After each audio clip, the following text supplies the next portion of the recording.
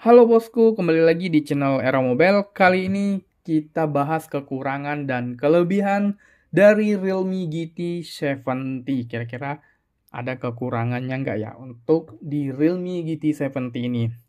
Untuk harganya termasuk lumayan mahal ya, yaitu 6.999.000 atau bisa kita genapin 7 juta. Oke, kita akan bahas dari segi desainnya ya. Untuk dari segi desain ini kelihatannya mewah ya. Eye casing atau enak dipandang. Untuk model desainnya, pegangannya juga enak. Emang kerasa untuk harga handphone mahal. Untuk bagian belakangnya dia sedikit lengkung, kop. Kalian bisa lihat.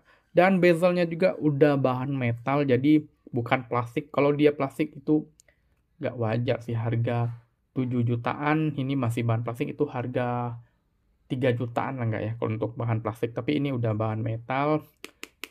Ini juga enak, nggak nempel di jari kita. Dan di bagian kameranya juga, bagian di bezel kameranya juga ada motif-motif ya, ada motif-motif warna merah.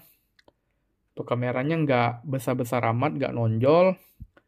Yang pastinya di sini ada sedikit variasi nih. Nah, untuk tombol powernya, nah kita simak apa sih kekurangannya untuk bagian desain.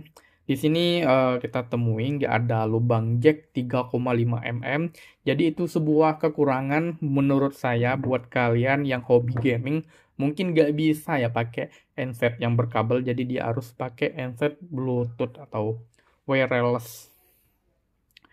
Oke bosku, kita akan lanjut ke layarnya.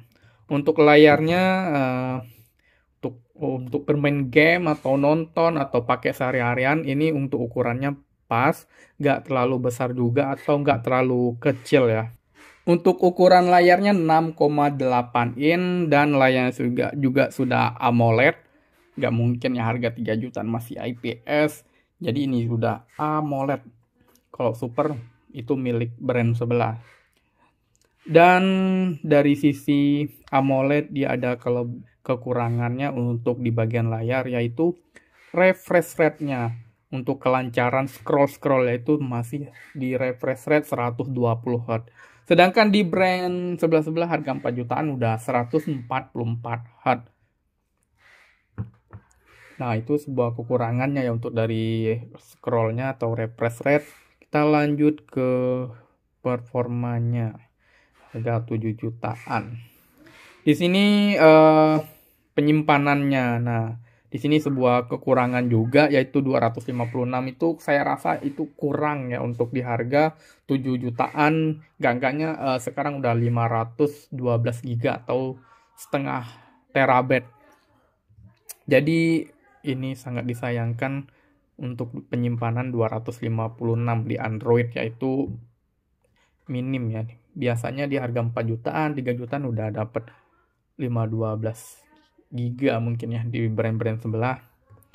Dan di sini ada yang menarik juga. Di sini walaupun harga yang lumayan tinggi, dia udah kasih baterai yang kapasitasnya gede dari brand-brand yang lain. Ini paling gede dari brand lain ya, 7000 mAh. Mungkin keseharian kalian ini nggak habis ya. Tapi nggak usah takut, walaupun besar kapasitas baterainya, dia juga udah disupport dengan 120 watt. Jadi buat kalian yang mau ngecas 50% itu mungkin butuh 15 menit doang. Atau 0 sampai 100% itu bisa 42 menit untuk pengecasannya. Jadi itu nggak nyampe 1 jam untuk sampai mau penuh. Nah, di sini tertulis kamera juga ya. Untuk RAM-nya bisa di extended sampai 12 GB. Jadi 12 tambah 12, 24 GB untuk RAM-nya. Itu RAM-nya ngambil dari internal ya. ROM 256. Jadi itu sangat kurang. Ini untuk SIM tray-nya kita nggak buka ya. Kira-kira hybrid atau 3 slot kita cek. Kita cek untuk SIM tray-nya kira-kira 3 slot atau hybrid.